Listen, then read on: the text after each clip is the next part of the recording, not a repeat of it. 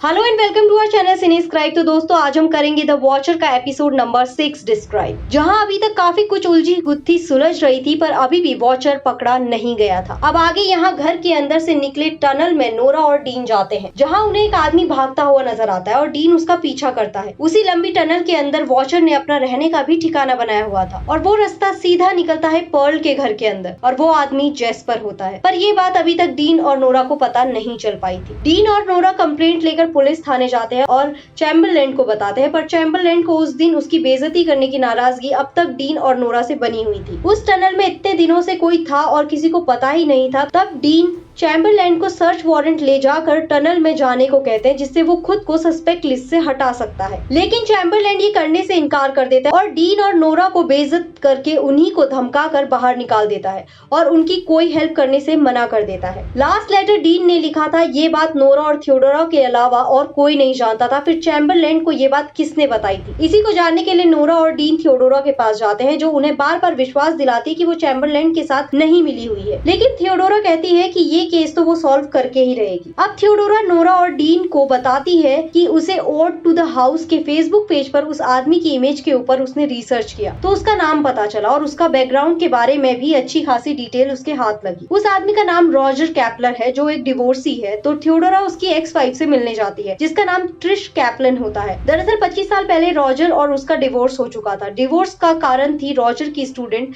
जिन्होंने आगे जाकर शादी कर ली। और ट्रिश ने बताया कि लेटर तो रॉजर ही भेज सकता है, क्योंकि वही वॉचर है, जिसका कारण वो आगे बताती है। रॉजर बहुत गरीब फैमिली से था। 1950 के टाइम पर रॉजर के बहुत से अमीर दोस्त बने, क्योंकि रॉजर का हमेशा बड़े मेंशन में रहने का सपना था। उसकी पहली पसंद थी 657 बुलेवार्ड और दूसरी पसंद थी 55 ओक टेरेस। वो बस खड़े होकर घंटों उन बड़े घरों को निहारता रहता। उसे आर्किटेक्चर पढ़ना था, बट पैसे न होने से वो छोटे मोटे कॉलेज में जाता है और वेस्टफील्ड के स्कूल का टीचर बन जाता है। फिर वो ट्रिश से शादी करता है और ट्रिश के साथ रॉजर साइट्स पर जाता है घर देखने। उसका एक्साइटमेंट अलग ही लेवल पर होता था। एक दिन 89 मेपल ग्रोव लेन का घर उसे बहुत पसंद आया, लेकिन उसे खरीदने वाले रॉजर से कई ज्यादा में घर खरीद रहे थे। तो सेलर रॉजर को उस घर के ओनर को एक लेटर लिखने को कहती है, जो आइडिया रॉजर को पसंद आता है। और उसने 89 मेपल ग्रोव के ओनर को लेटर लिखा और उस घर की तारीफें की। लेकिन ऑब्वियसली ओनर ने बड़े ऑफर को चूज किया। रॉजर का सपना टूट चुका था, लेकिन लेटर से उसके पास एक आइडिया आया। उसने बच्चों के साथ मिलकर एक क्रिएटिव राइटिंग क्लब शुरू किया और 10 साल बाद वो सेंसेशन बन गया था। ओड टू द हाउस, जहां वो बच्चों को उनका अपने घर के अलावा किसी और घर जो भी उन्हें बहुत प्यारा लगता है,